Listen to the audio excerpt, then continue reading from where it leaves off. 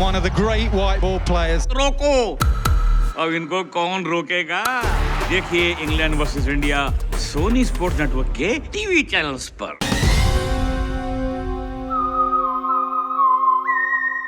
हाय, मैं हूं आदित्य श्रीवास्तव और आप मुझे अभिजीत के नाम से जानते हैं। For more episodes of CID, subscribe to Sony Pal and hit the bell icon.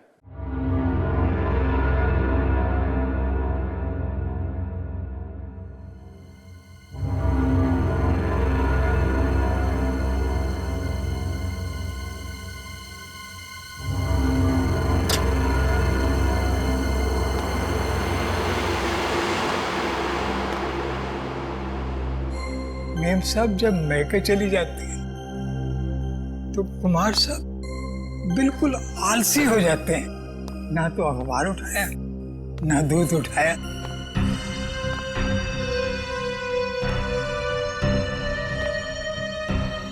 ये ली।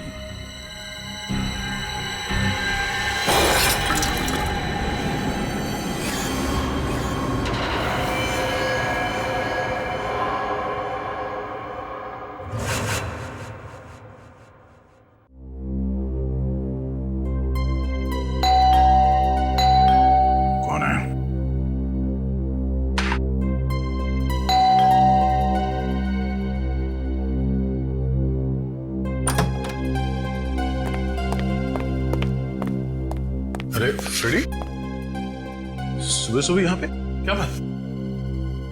अरे ठीक तो परेशान लग रहे हैं। आप बहुत लकी हो सर। तो ये तुम्हारी परेशानी है? अच्छा हुआ आपने शादी नहीं की, बल्कि मैं कहता हूं किसी ने भी शादी नहीं करनी चाहिए। ओह, तो लड्डू खा के पछता रहे हो आप? बीवी से तू मैं करके आ रहे हो यहाँ पे? हाँ, तू मैं? अरे सर, मेरे घर में सिर्फ मैं चलती है। क्या हुआ? क्या एग्जैक्टली?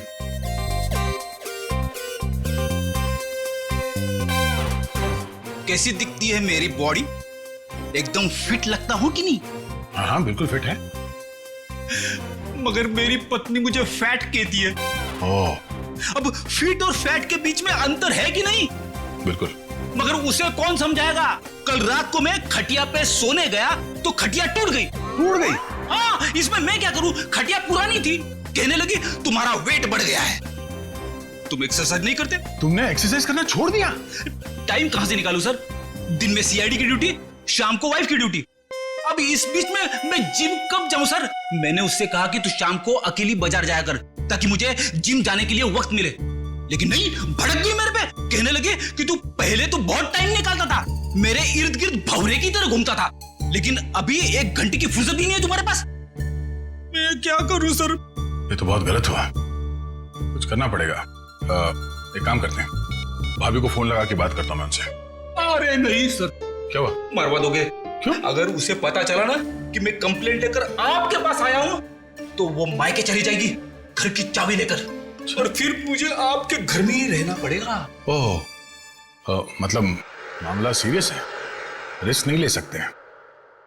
क्या करेंगे? सिवाय अफसोस के मैं तो कुछ नहीं कर सकता। मेरे पास एक उपाय है। क्या? भाभी को लगता है कि तुम फैट हो, फिट नहीं हो, है ना? तो तुम फिट हो जाओ। कैसे? एक्सरसाइज करके। और ऐसी एक्सरसाइज बताऊंगा जो तुम ऑफिस में बैठे बैठे भी कर सकते हो। मगर हाँ, जब फुर्सत मिले तभी करना, नहीं तो एसीपी साहब को पता चल गया ना तो तुम्हें नौकरी से निकाल देंगे। अरे, है ना? एक मिनट। हाँ, हेलो, क्या? कहां पे?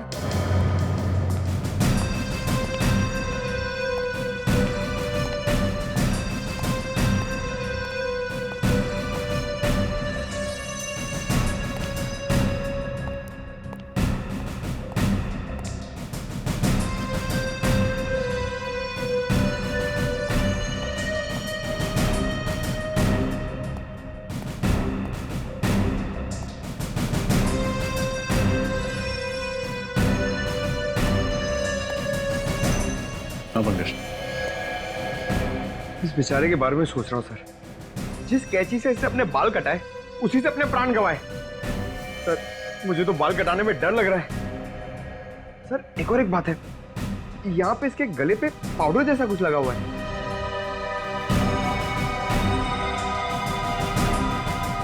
हाँ शंभू जी, बताइए क्या हुआ यहाँ पर, क्या देखा आपने? साहब रोज मॉर्निंग वॉक पे जाया करते थे और आते वक्त हमेशा दरवाजे पे लगा हुआ अखबार उठा लेते थे। आज सुबह जब मैं काम पर आया तो मैंने देखा अखबार वैसे ही दरवाजे पे लगा हुआ है। तो मैंने सोचा कि साहब सो रहे होंगे, तो मैं फिर उनके लिए चाय बनाकर जब उनके रूम में जाने लगा तो मैंने देखा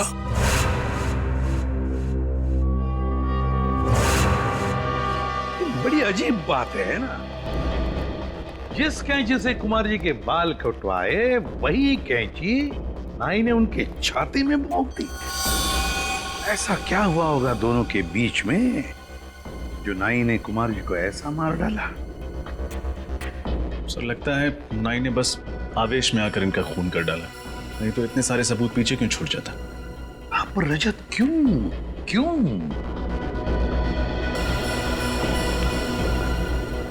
मुझे एक बात बताओ, आपके कुमार साहब करते क्या थे?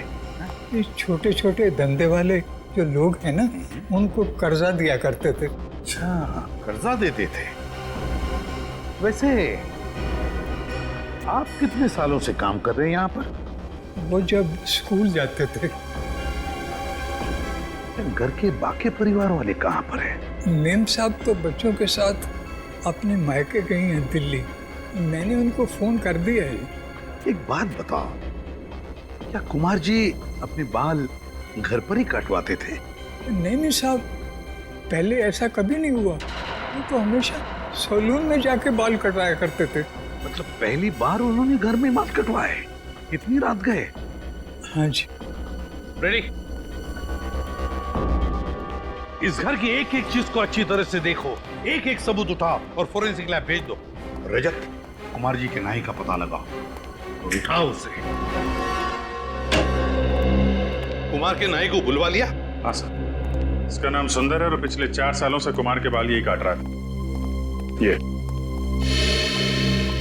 सुंदर, ये कुमार तुमसे ही बाल कटवाते थे? जी सर, 4 साल पहले जब मैंने अपनी दुकान की शुरुआत की थी तब से ही कुमार जी सिर्फ मुझसे ही बाल कटवाते थे और लगभग हर महीने 5 तारीख को वो दुकान पर आ जाते थे। अच्छा, जब कुमार जी का खून हुआ तो आप कहाँ थे? सर, मैं अपने दोस्तों के साथ 10 से 12:30 के शो के लिए गुड मूवी हॉल में सिनेमा देखने गया था। आप चाहें तो मेरे दोस्तों से भी पूछ सकते हैं। इसकी जरूरत नहीं पड़ेगी। पूर्वी, गुड मूवी हॉल का सीसीटीवी फुटेज चेक करो, देखो क्या सुंदर सच बोल रहा है या पिक्चर के बीच में जाकर कहीं आया तो नहीं। पंकज, जब तक फुटेज चेक नहीं होता चाय कॉफी पिलाओ इसे। हैं? एक बात समझ में नहीं आ रही, जो आदमी, मेरा मतलब है कुमार, हर महीने के 5 तारीख को ही बाल कटवाता था, उसी रात, मौत की रात 11 बजे ही बाल कटवाने की उसे क्या जरूरत पड़ी? सर, ये भी पता चला है कि बैंड्रा में एक आदमी का खून हो गया है और उसे भी कुमार की तरह मारा गया है। उसकी लाश को फॉरेंसिक लेके आ रहे हैं सर। 2 खून एक तरीके से, कहीं दोनों खूनों में कोई संबंध तो नहीं? विजीत, अब तो इस साणुख ही बताएगा क्या संबंध है इन दोनों खून में। हाँ साणुख, उस सलून किलर के बारे में क्या पता चला? बॉस, खूनी बहुत ही पेशेवर हेयर स्टाइलिस्ट है। उसके हाथों में हुनर है अच्छे बाल काटने का। साणुखे साहब, क्राइम सीन पर जो सारी चीजें मिली थी, कपड़े, कैंची, बाल, उनसे कुछ और पता चला? कुछ खास नहीं रजत। खूनी इतना होशियार है कि उसने जरा भी, बिल्कुल भी अपनी उंगलियों का निशान नहीं छोड़ा, कहीं भी। यहां तक कि कैंची पर भी अपना कोई उंगलियों का निशान नहीं छोड़ा। लेकिन एक खास बात है बॉस जो पता चली है। वो क्या? बॉस, याद है इन दोनों के गले पर हमें पाउडर मिला था।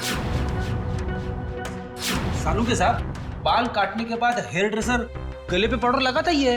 हाँ, लेकिन ये एक लाइट ग्रे कलर का पाउडर था और इनफैक्ट तो बॉस ये पाउडर था ही नहीं।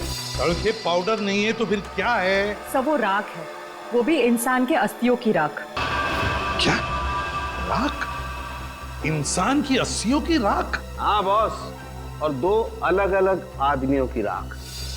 और उस राख का डीएनए करने से पता चला कि जिन लोगों की राख है वो आपस में रिश्तेदार हैं। दोनों आदमी थे, इसलिए रिश्ते में वो दोनों या तो भाई भाई थे या फिर बाप बेटा। भाई भाई या बाप बेटे?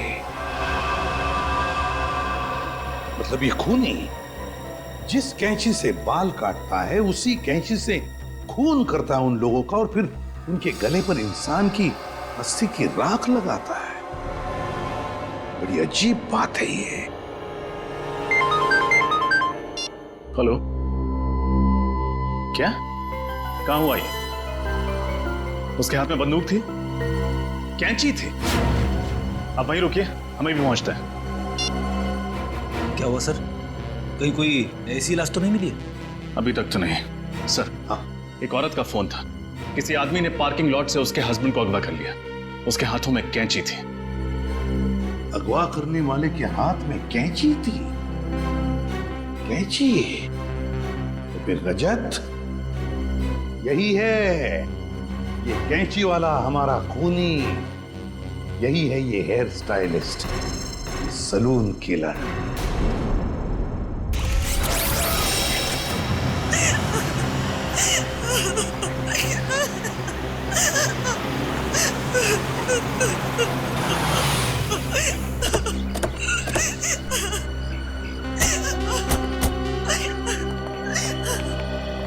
आपने सीआईडी ब्यूरो में फोन किया था मैडम?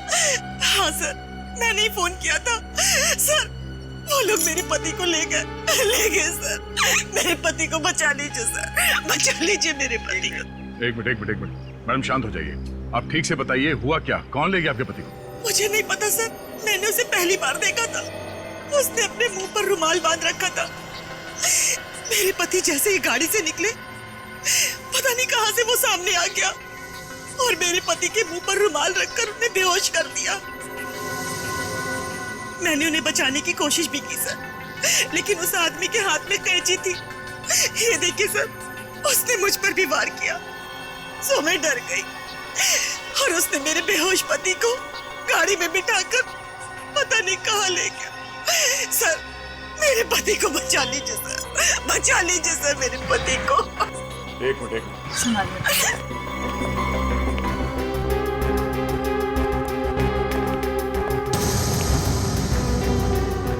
सर, यहाँ पे एक रुमाल पड़ा हुआ है।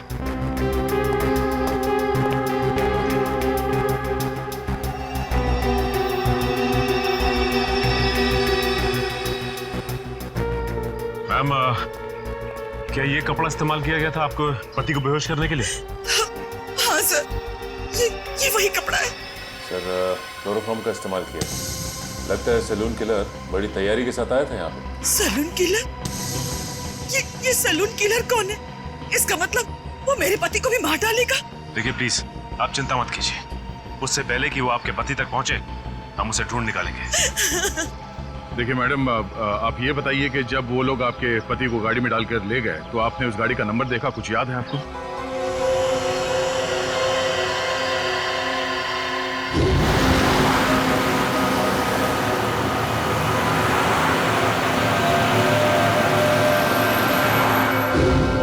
नहीं सर, नंबर प्लेट पे तो काला रंग लगा हुआ था, लेकिन गाड़ी के पीछे साइड पे कांच पे एक स्टिकर चिपका था जिसमें Q1 लिखा था।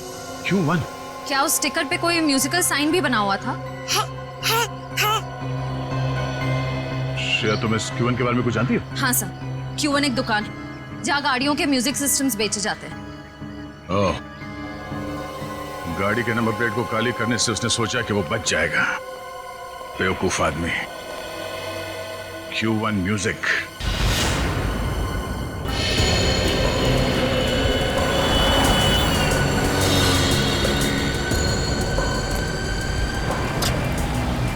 ठीक है,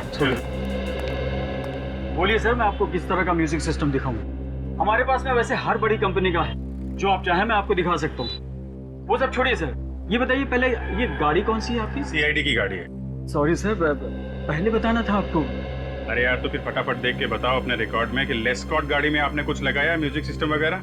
जी सर। जी हाँ सर, इस तरह की 4 गाड़ियों में मैंने ऑडियो सिस्टम फिट किया है। सिस्टम का जवाब नहीं सर, मार्वलस। इसकी जितनी भी तारीफ कर रहे हैं सर बहुत ही कम है। इसका नंबर देंगे आप? नंबर निकालिए। निखिल, पता करो ये गाड़ियां किसके नाम पे रजिस्टर्ड हैं और इनके पते क्या हैं। उन्हीं इन्हीं में से कोई है। सर सब जगह देख लिया, बस ये आखिरी जगह बची है। हाँ निखिल, पिछले 3 जगहों पे तो कोई सुराग नहीं मिले। देखिए यहाँ कौन मिलता है। अरे ताला लगा हुआ है।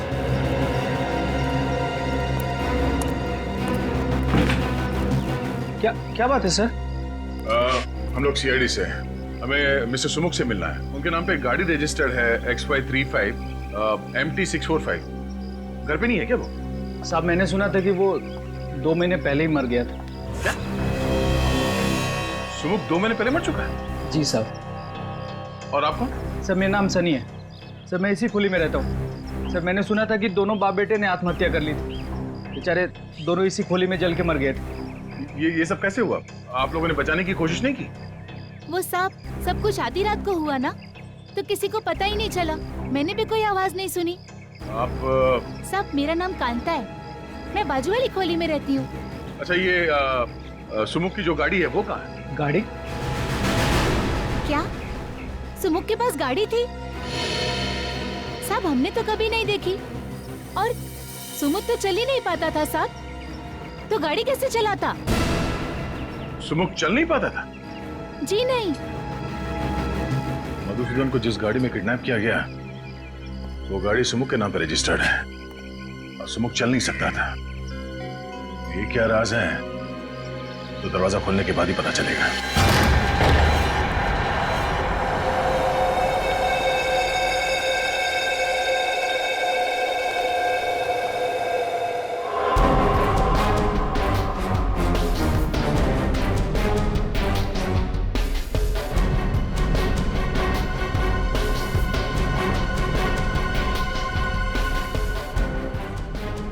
जलकर आत्महत्या कर लेते हैं। जब तक दोनों जलकर पूरी तरह से राख नहीं हो जाते, यहाँ पड़ोसियों को कुछ पता तक नहीं चलता। बड़ी अजीब बात है। मतलब सर आपको शक है कि सुमुख और उसके पिता ने आत्महत्या नहीं की, उन दोनों को किसी ने जला के मारा था और अब कोई उनकी मौत का बदला ले रहा है? हाँ, और वो आदमी सुमुख का कोई करीबी दोस्त हो सकता है या फिर उसके पिता का कोई करीबी रिश्तेदार। लेकिन एक बात है। वो कैसे? डॉक्टर सालुंके ने हमें बताया था कि मिस्टर कुमार के गले पे जो राख मिली थी वो 2 अलग-अलग लोगों के थे और दोनों रिश्तेदार थे। तो हो सकता है कि दोनों बाप बेटे हो। सर इसका मतलब वो राख सुमुख और उसके पिता की है? हाँ मुझे शक तो है, पर कंफर्म करना बहुत जरूरी है। एक काम करो, डीएनए टेस्ट के लिए उनके बाल उठा लो यहाँ से और बाथरूम से टूथब्रश और घर की अच्छी तरह से तलाशी लो। देखो कुछ मिलता है।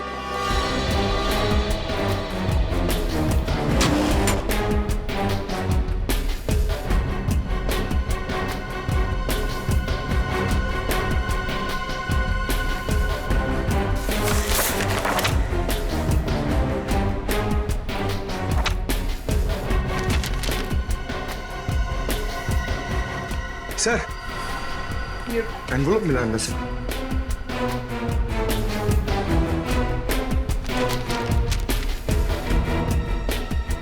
ये तो लोन एप्लीकेशन है। Golden finance loan application form. Golden finance और प्राइवेट फाइनेंस कंपनी है, कोई बैंक नहीं है। और ये फाइनेंस कंपनी का लोन एक्नॉलेजमेंट लेटर 2 महीने पहले का है। सुमुख के मरने से 2 महीने पहले का।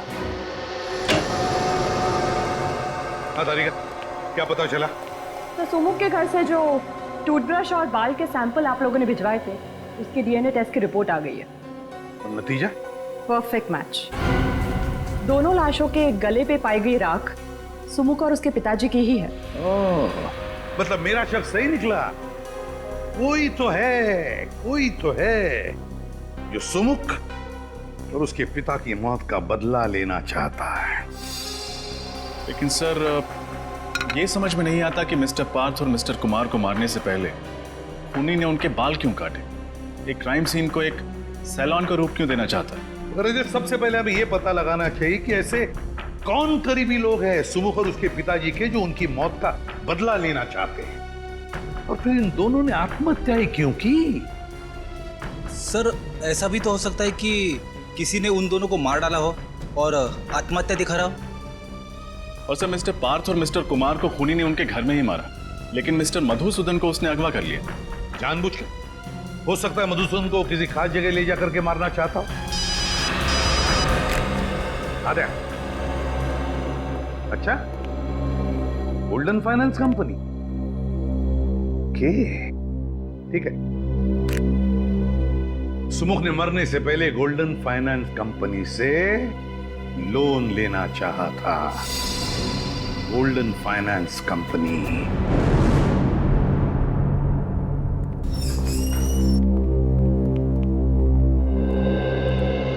Hello sir, welcome to Golden Finance. कहिए मैं आपकी क्या मदद कर सकती हूँ?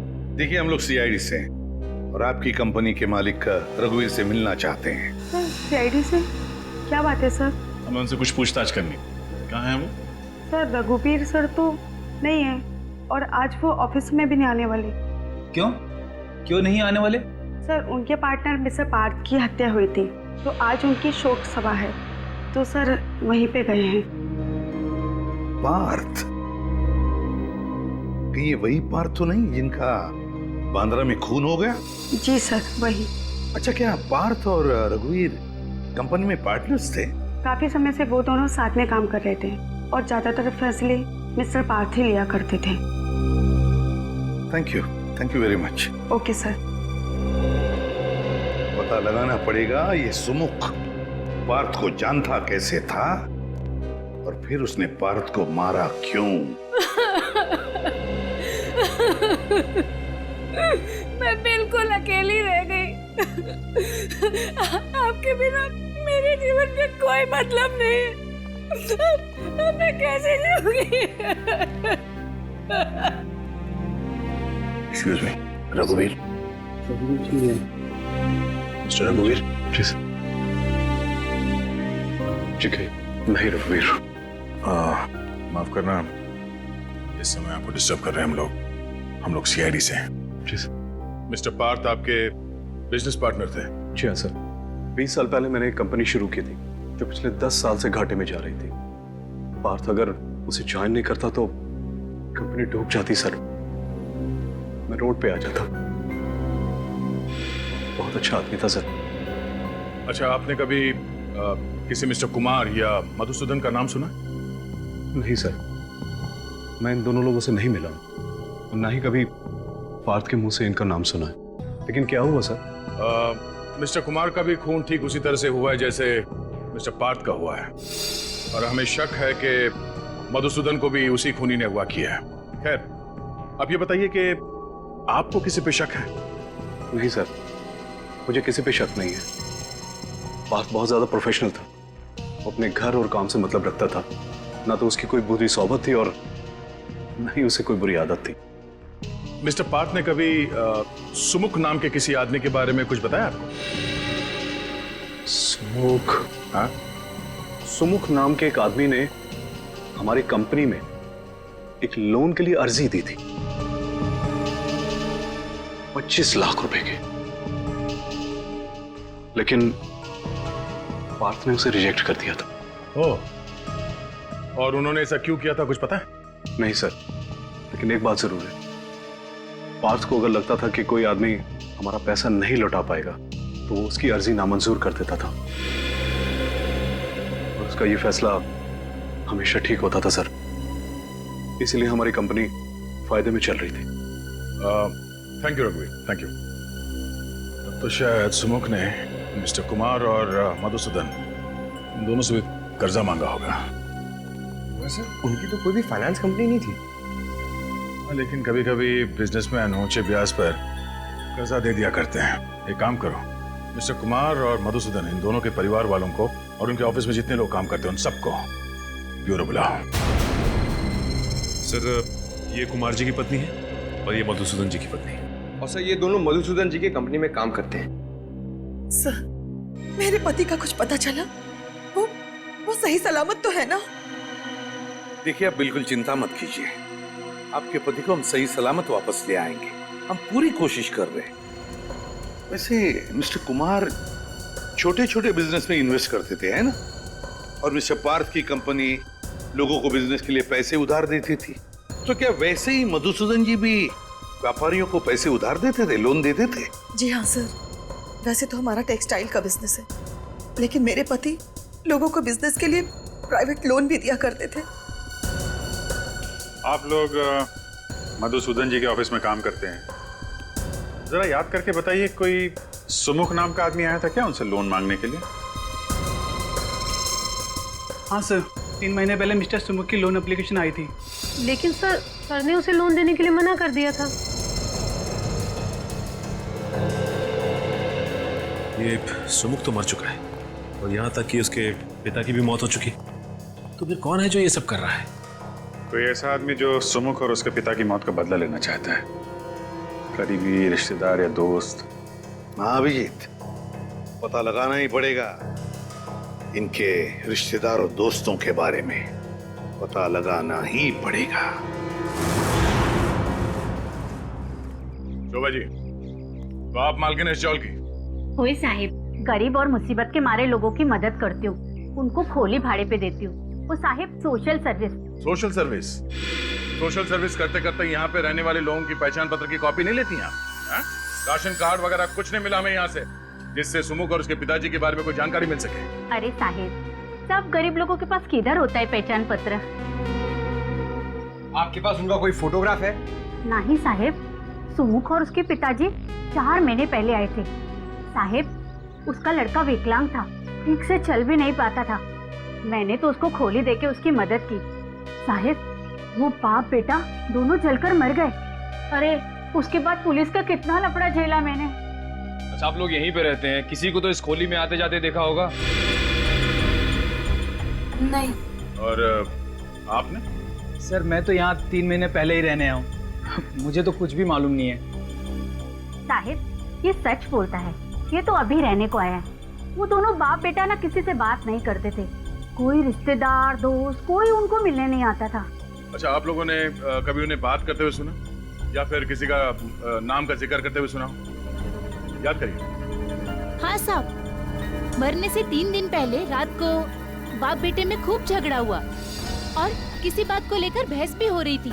कैसी बहस? वो सुमुख अपने पिताजी को किसी कागज पे साइन करने के लिए कह रहा था और उसके पिताजी चिल्ला चिल्ला कर कह रहे थे कि मैं कोई साइन नहीं करूंगा। सर, शायद सुमुख अपने पिताजी से किसी लोन के कागजात पे साइन करने के लिए कह रहा हो, गारंटर के तौर पर, या किसी चीज को गिरवी रखे और उसके पिताजी मना करें इस बात के लिए। हो सकता निखिल, पर अब भी सवाल वही है कि आखिर वो कौन है जो सुमुख और उसके पिताजी की दर्दनाक मौत का बदला लेना चाहता है? ये सलून किलर आखिर है कौन? ये कैसे हो सकता है अभिजीत? 4 महीने से सुमुख अपने पिताजी के साथ उस चाल में रह रहा है और फिर भी किसी भी पड़ोसियों को उनके बारे में कुछ पता तक नहीं।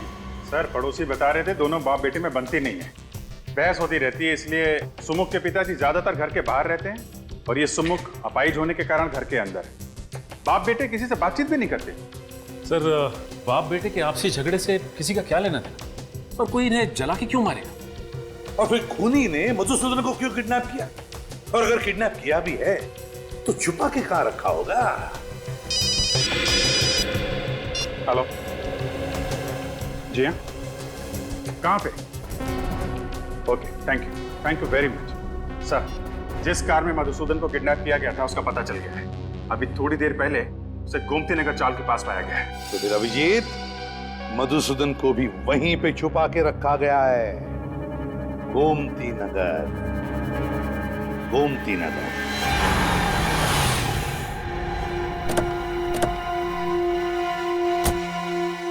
यहाँ से हमें पैदल ही जाना होगा, लेकिन सावधान रहना, खूनी कभी भी कोई भी हरकत कर सकता है। इस बार वो हमारे हाथों से बचना नहीं चाहिए।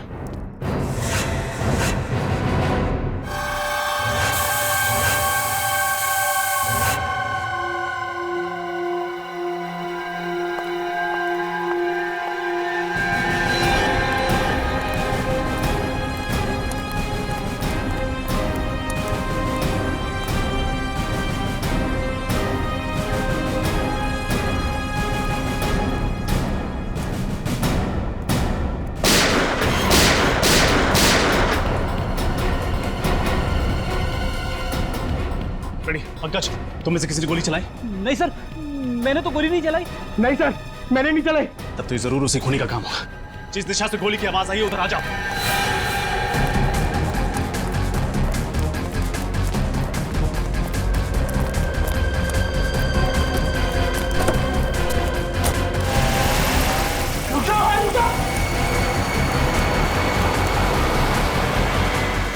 Q1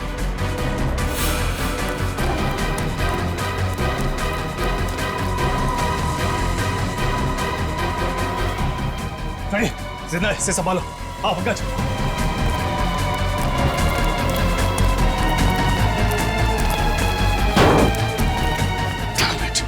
खूनी को पता चल गया था कि हम यहाँ पहुंच चुके हैं। वापस चलो।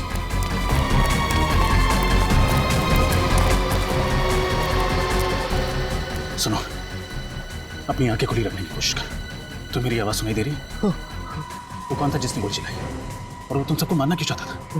वो हमारे बॉस को ले गया। बॉस? क्या नाम है तुम्हारे बॉस का? लकी नाम है वो। लकी? और ये सब कौन है? ये सब भाग्य सारे हमारे साथी। एक खूनी एक गुंडे को क्यों अगवा करेगा? सुन, इसने मुजरिम को देखा है। हर हाल में इसका बचना जरूरी है। हॉस्पिटल ले जाओ इसे। चलो हाँ, जल्दी जल्दी।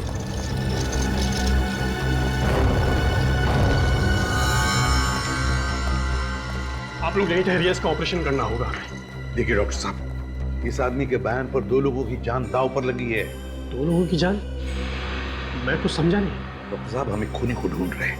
उसने 2 खून किए और 2 लोगों को पकड़ के रखा है, और उसके बारे में सिर्फ यही बता सकता है अभी, यही। देखिए, उसको होश ऑपरेशन के बाद ही आएगा। खून बहुत बह चुका है। मैं आपसे कोई वादा नहीं कर सकता। हाँ, मैं अपनी तरफ से पूरी कोशिश करूंगा। कोई तो रास्ता होगा जिससे थोड़ी देर के लिए तो होश में आ सकता है। प्लीज डॉक्टर साहब, ऑपरेशन में वक्त लगेगा और इसे होश में पता नहीं कब आएगा। उन 2 लोगों की जान बचाने के लिए 1-1 मिनट कीमती है। अगर ऐसा है तो एक रास्ता है, हम इसे होश में ला सकते हैं। क्या? मैं इसको एड्रेनालाइन का इंजेक्शन देता हूँ। नर्स, जल्दी जाओ। उसको देने के बाद इसको तुरंत होश आ जाएगा, लेकिन उसका असर कुछ देर तक रहेगा। लेकिन उसके बाद इसे फौरन ऑपरेशन थिएटर ले जाना होगा, और मैं आपको 1 सेकंड भी नहीं दे सकता उसके। ठीक है।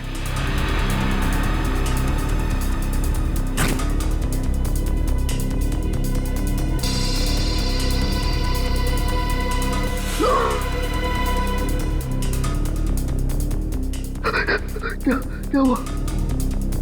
मैं कहाँ हूँ? चौल में किसी ने तुम पर गोली चलाई थी। कौन था वो आदमी? सुमुख का भूत लकी भाई को उठा ले गया। सुमुख का भूत? हाँ, लकी भाई ने उसे मार दिया था। अब वापस आ गया। ये बेहोश हो गया है, इसको ऑपरेशन के लिए ले जाना होगा। चलो।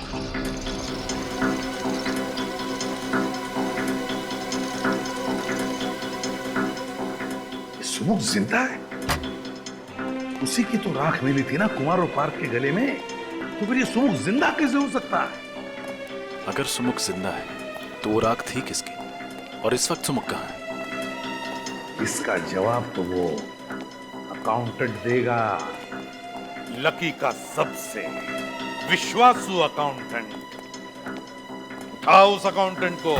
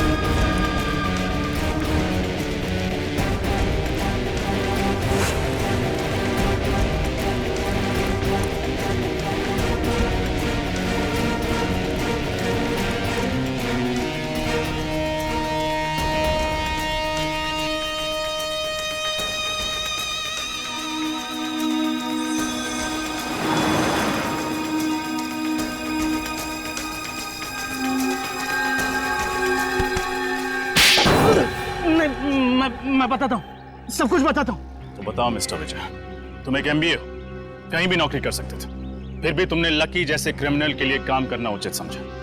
उसके गैर कानूनी धंधों का हिसाब किताब तुम ही संभालते हो ना? हाँ, मैं ही संभालता था। सुमुख के बारे में क्या जानते हो? सुमुख? उसने तो लकी भाई से 25 लाख रुपए उधार लिए थे, लेकिन समय पर रकम लौटा नहीं सका। और उस वक्त लकी भाई को शहर में अपने नाम की धाक जमानी थी, इसलिए उन्होंने सुमुख और उसके पिताजी को मरवा दी। लेकिन आप सुमुख के बारे में क्यों पूछ रहे? वो तो एक छोटी सी मक्खी। जिसे तुम एक छोटी सी मक्खी कह रहे हो, उसने लकी को अगवा किया, उसके सारे आदमियों को मरवा दिया। एक अपाहिज ने तुम्हारे लकी भाई को खत्म कर दिया, समझे तुम? अपाहिज? कौन है अपाहिज? सुमुख तो अपाहिज नहीं था। क्या? सुमुख अपाहिज नहीं था? नहीं, लेकिन चौल में सबने बताया था कि वो अपाहिज था। नामुमकिन है। जब वो लकी भाई से उधार मांगने के लिए आया था तब मैं वहां पर मौजूद था। किस लिए मांगने आया था वो पैसे? वो नई दुकान खोलना चाहता था और अपने पिताजी के लिए नया घर लेना चाहता था, लेकिन वो अपने पैरों पे चलकर वहां पर आया था और अपने पैरों पर ही वहां से गया।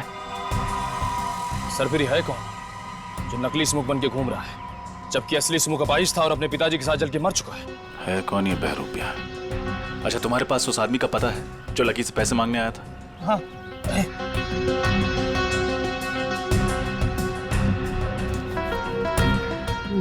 मांडवा गली खोली नंबर 4। मांडवा गली खोली नंबर 4? ये तो वही चौल है जहां पे हम लोग जाके आ चुके हैं। ये वही जगह है जहां लकी ने अपने गुंडों को भेजा था सुमुख और उसके पिताजी को जला के मार डालने के लिए।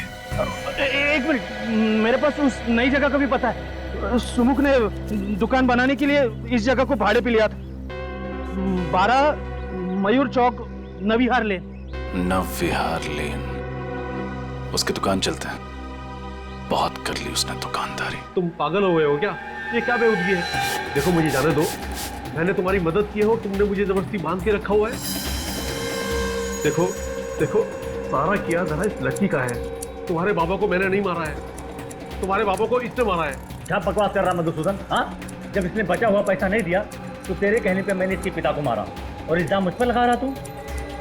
देखो मुझे जाने दो, तुम्हें जितना पैसा चाहिए मैं दूंगा। मैं सच कहता हूँ, ब्याज भी नहीं लूंगा, सच कह रहा हूँ। क्या हुआ लकी? बोलती बंद ना। सर मेरा नाम सनी है सर, मैं इसी खुली में रहता हूँ। हाँ? और आप? Mister Madhusudan, textile industrialist. कितनी उम्मीद लेकर आया था ना मैं तुम्हारे पास।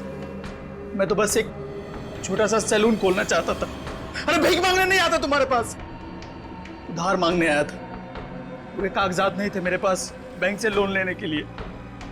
मजबूर तुम जैसे प्राइवेट इन्वेस्टर्स का दरवाजा खटखटाना पड़ा। पर तुम जैसे लोग खून चूस लेना चाहते हो हम जैसे गरीबों का। नहीं, लेकिन मैं ऐसा...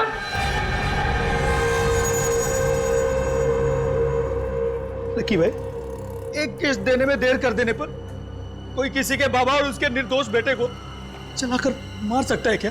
हाँ? गलती हो गई, माफ कर दो प्लीज। अब मैं माफी मांग रहा हूँ। इसके बहकावे में आ गया था मैं, इसके मधुसूदन के, इसीलिए मैंने किया था। लेकिन सुनो, मुझे एक बात समझ में नहीं आई। मैंने तुम्हें और तुम्हारे पिता को जलाकर मार डाला था, तुम जिंदा कैसे बच गए? तुम्हारे बेवकूफ गुंडों ने मुझे नहीं मारा, मेरी जगह मेरे निर्दोष अपाहिज भाई को जलाकर मार दिया, समझे? क्या तुम्हारा छोटा भाई भी था? मेरा छोटा भाई भी था, वो चल नहीं सकता था। आखिर क्या दोष था मेरे भाई मृदुल का? उसको सुमुख समझकर इसके गुंडों ने जलाकर मार दिया। मधुसूदन, तुम यही सोच रहे हो ना कि आखिर अभी तक मैंने तुम्हें जिंदा क्यों रखा है? क्योंकि तुम मुझे अच्छा आदमी समझते हो और सिर्फ चेतावनी देकर छोड़ना चाहते थे। तेरी वजह से मैंने अपने पूरे परिवार को खो दिया है। तुझे बहुत बड़ी सजा दूंगा। तेरी आंखों के सामने मैं लकी का खून करूंगा ताकि तू देख सके कि मरते वक्त कितना दर्द होता है। उसके बाद मैं तुझे मारूंगा ऐसे ही, ताकि तू एक बार नहीं बार बार मर सके, बार बार मर सके। तुम ऐसा नहीं कर सकते लकी, तुम कुछ करो। हाँ मधुसूदन, मैं करता हूँ तुम्हारे अपने लिए कुछ। हाँ देखो प्लीज भेज छोड़ दो please please please. Sumukh, CID, आप लोगों को इस जगह के बारे में किसने बताया? लकी के अकाउंटेंट, और तुम्हारा खेल खत्म। माफ कर दीजिए सर, मैं ऐसा नहीं था सर। बदले की आग में मैं अंधा हो गया था। मैं तो एक सीधी सादी जिंदगी जीना चाहता था। मैं एक हेयर स्टाइलिस्ट बनना चाहता था, लेकिन मेरे बाबा स्कूल टीचर थे। उन्हें मेरा ये बाल काटने का काम पसंद नहीं था, लेकिन मैंने भी ठान ली थी कि मैं हेयर स्टाइलिस्ट बनूंगा। जब मैंने एक सैलून में नौकरी करना शुरू की, मेरे बाबा ने मुझसे रिश्ता ही तोड़ लिया था। और तुम्हारे पिताजी शोभा जी की चौल में चले गए रहने के, और तुम भी उनके पीछे पीछे वहां चले गए और उसी चौल में रहने लगे। हाँ सर, जैसे ही मुझे पता चला कि बाबा और मृदुल वहां रहने लगे तो मैं भी वहां शिफ्ट हो गया। लेकिन मेरे बाबा तो मुझसे गुस्सा थे। उन्होंने चौल में किसी को नहीं बताया कि मैं उनका बेटा हूं, पर मैंने भी ठान ली थी कि अपना खुद का एक सैलून खोलूंगा और बाबा को साबित कर दूंगा कि एक हेयर स्टाइलिस्ट बन के भी एक इंसान कामयाब हो सकता है, उसे इज्जत मिल सकती है। और इसीलिए तुमने लोन लेने के बारे में सोचा? हाँ हाँ सर, पर फिर भी मुझे बैंक से लोन नहीं मिल पाया। एक बार मैंने कोशिश भी की, बाबा को गारंटर के तौर पर लोन के कागजात पर साइन कराने के लिए कहा, लेकिन मेरी उनसे बहस हो गई। ये बात कांता ताई ने भी सुनी थी। पार्थ और कुमार, उन लोगों ने भी मुझे कर्जा देने से मना कर दिया था सर। और आखिर में सलून खोलने के लिए तुमने लकी से पैसे उधार लिए, क्यों? हाँ सर, और मेरा सैलून ठीक ठाक चलने भी लगा था। बस एक किस्त देने में देर कर दी थी। लकी ने अपने गुंडे बेचकर मेरे बाबा और मेरे छोटे अपाहिज भाई को जलाकर मार दिया था।